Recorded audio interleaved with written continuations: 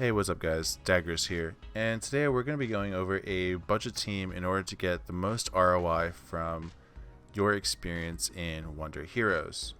Just about every team requires a Nightingale in order to survive poison, flame, and a bunch of other things that will just take your DPS characters over time. If possible, you definitely want to look for a Nightingale that has almost max HP. The most you can get is 1000 HP on one stat bar, but if you can get another stat bar of HP or some sort of healing stat for around $50, that would be a pretty good price for a Nightingale. However, do expect to pay about $50 for a Nightingale. Her weapon, the Hyacinth, is the cheapest option that you can get, sitting at about 120 as of today. Depending on the market, you may be able to get one for 90, maybe $100 depending on the day, and this will give you a attack as well as a heal. However, if you do have a little bit more of a budget, I do recommend her 4-star version of this weapon, which is strictly heals. It's called Tulip. It'll give you almost double the amount of healing. However, they do tend to go for quite a bit. I would probably say that you're looking to spend about $175 to $200 depending on the stats that you want on your weapon. Next up, we have Fuma. Fuma is definitely a lot more affordable than Nightingale. If possible, I do recommend getting a 4-star or 5-star Fuma. They tend to be a little bit more, somewhere between $60 to $80, but will make your life a lot easier. If you go for the cheaper option of Fumas, they tend to be anywhere between 500 to 600 HP in this price range, whereas his weapon tends funny enough, his weapon is actually as much as the skin itself. A lot of times weapons tend to go for more than the skins themselves. $41 for the 4-star epic.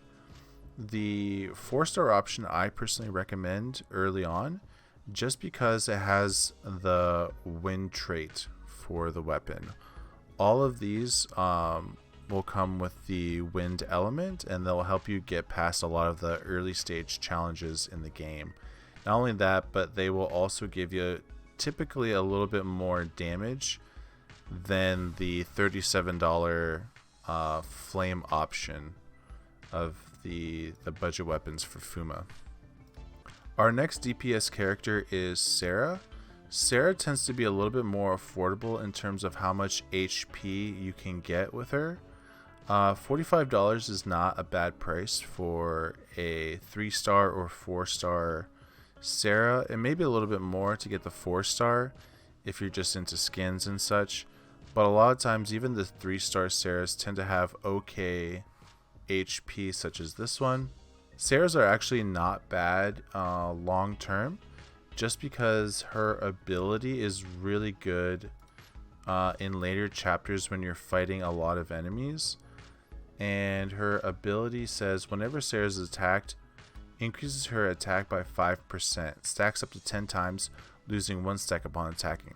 What that basically means is that if there are a lot of enemies, especially if they have multi-hit attacks, you'll gain 5% attack up for every attack damage she takes, basically. Sarah's weapon, just like Fuma's, goes for about the same price as the skin does, sitting at about $50 more or less. It comes with the wind element, which will help you get through those challenges. And if you can get somewhere between 115 to 125 attack stat, along with ideally some elemental stats here, if you can find that, it'll make clearing a lot of those elemental challenges a lot easier later on. one of the most affordable skins you can get that's actually a 4-star is Angela. Angela sits at about $40 for her legendary 4-star as of today. And you can also get some really insane HP stats off of her. The downside is that Angela long term without a legendary gun can be really difficult to play, as she typically does piercing damage, so a lot of times she'll hit multiple targets, but it has to be in a straight line. So she is a little bit more difficult to use. However, long term, if that is your playstyle to have a sniper that does piercing damage, Angela is definitely the character you may want to keep on your team, past chapter 6 or 7. Her weapon tends to go for a little bit more than the skin itself, starting off as of today $58 in order to get the ice floor weapon for her. Just like with the others, ideally you do want to have elemental damage in one of her stat bars here, just to make those challenges a little bit easier for yourself. Now, surprisingly, as of today, her legendary items do go for not much more. So if you can swing it and you have 50 more bucks, I would probably say going with either the Mad Hatter or the Granny Wolf, and maybe even the Alice. I would definitely read the abilities of those guns. I think I liked Granny Wolf and Mad Hatter the best, but just in terms of sheer value, I mean, you're looking at an $80 gun versus an $87 gun, and these were almost double the price just a few days ago. So you could probably pick up these legendary weapons and probably flip them and basically get yourself a free floor weapon for yourself later on, especially if you don't plan on holding Angela skins for very long. This budget team will run about $360.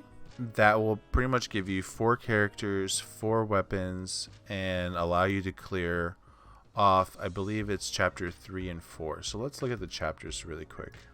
Chapter 1 has Sarah and Nightingale along with a wind weapon. And then chapter 2 has Nightingale, Sarah, Fuma, and then another wind weapon as well. Chapter 3 is pretty much all Fuma at this point, except for 3-8. You will need Angela along with wind and ice weapons, which is why a lot of those weapons that we were looking at, they do include wind and ice. Chapter 4 is pretty much all Angela. However, you won't be able to clear it without Xion. Xion is a really good investment. However, she is kind of pricey to get into in terms of her weapons. Her weapons start at about $100, $110 depending on the day, whereas the skins, they can go from anywhere between $50 to $100 depending on the stats that you're okay with running. Past that point, we will be needing different characters. However, do keep in mind that characters like Angela, Sarah, Fuma, they all tend to come back later on in these challenges, as well as the ice and wind categories for those weapons also do tend to reappear as well. Alrighty guys, well, that's it for the video. If you enjoyed this content or you have any other questions, definitely drop me a comment below. If you have any suggestions on future videos or need help picking out your own team, I am more than happy to help out the community. And yeah, drop a sub, drop a like. I'll catch you guys on the next one. Bye.